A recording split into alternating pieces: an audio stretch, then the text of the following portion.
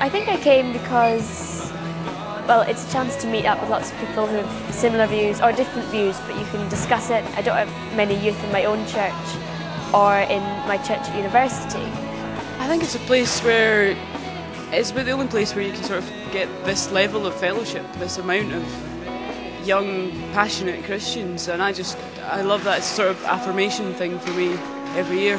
There's a serious side to it as well. There's debates and fellowship as well. It's amazing, and I get to share this experience with millions of other Christians and learn and share faith with them. I mean, what's really good about the Youth Assembly for you? Being included and meeting wonderful people. Every time I come back, I always connect with God that bit more than I had before I came. And it's good as well to catch up with other young people of my own age group and to share my faith with them, because it's quite difficult sharing your faith with people when there's a massive age gap between them.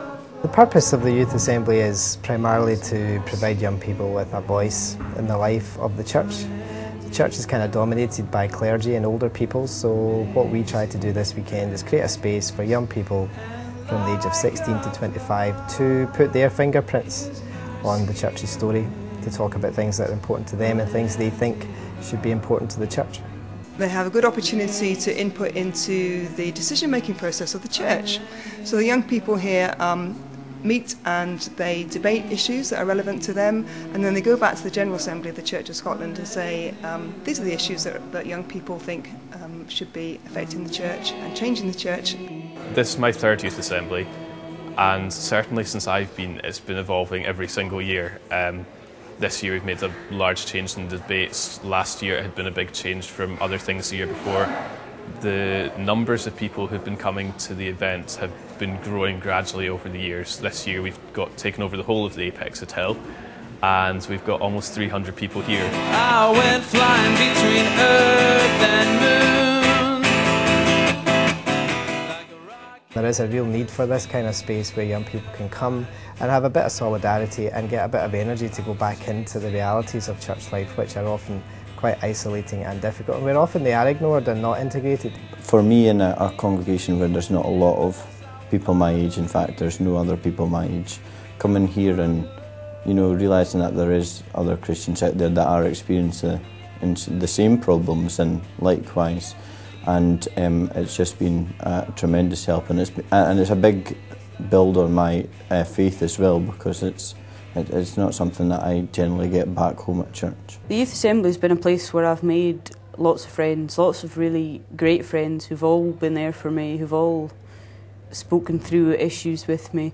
Coming to this event, it's a chance to catch up with all those people, to find out what's going on in their lives and to feel all the love that we all share for each other. And it was fantastic to come and see young people from all over Scotland and hear really wide-ranging views about church and faith, and it's made a huge difference in our lives because we've heard different views and heard different stories.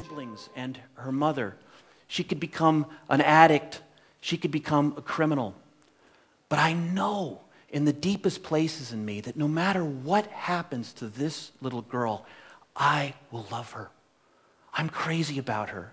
And if she turns away from God, and if she turns away from me, and if she turns away from her family, I'll be heartbroken, I'll be sad, I'll weep, but I'll always wait for her, and I'll always love her. And if I can love like that, how much more can God love you? What was your most interesting debate?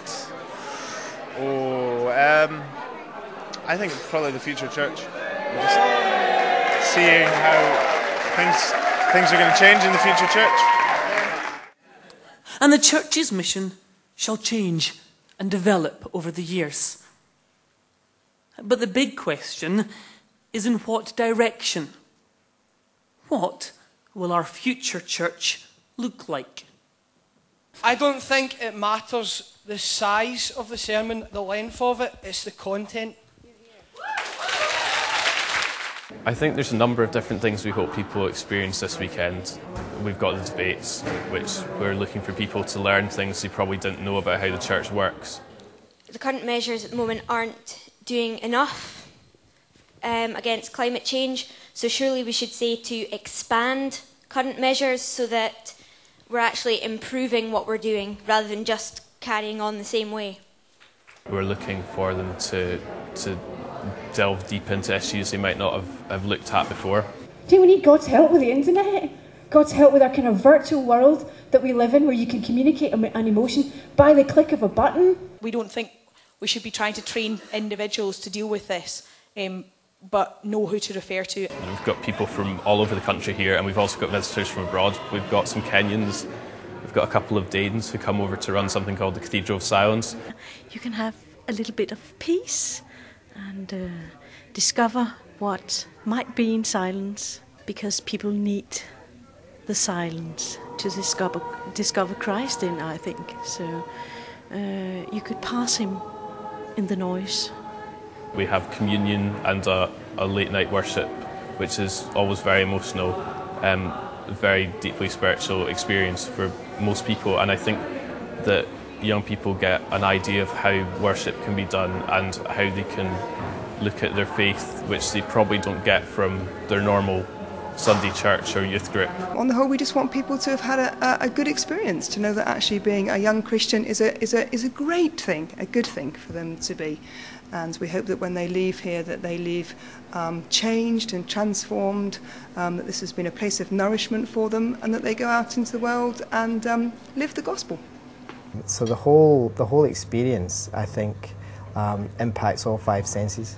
And when they leave here, I think they leave with a lot more than they arrived with, and a real sense of focus and possibility.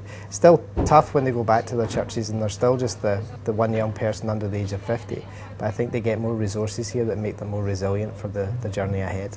But coming here, you're in the midst of 300 other broken people who are able to talk and who do have something in common with you, and who can talk through all these things with you and just be friends and just love one another. And that's why I keep coming back to Youth Assembly. I would say for anybody, I mean, there's such a wide variety of both folk and activities here, and I mean, there's something to suit everybody, from somebody that's very reclusive to somebody that's very out there, and you'll always find that personalities will gel, and you'll find friends here that you'll have for life. Can you tell me what your highlights have been? I'd have to say it's actually from the late night sessions. It's when Craig and Callum Saby were doing the sort of acoustic worship up in the mezzanine. It was just really, really peaceful, and there was lots of time to just contemplate where you are in your relationship with God and how to take it further. And it's something that I've not really experienced at my own church, and it was just made like a real difference to the whole weekend for me. I think just really the fellowship of the whole event, and spending time with folk and making new friends and seeing old ones and just having an absolute fabulous time.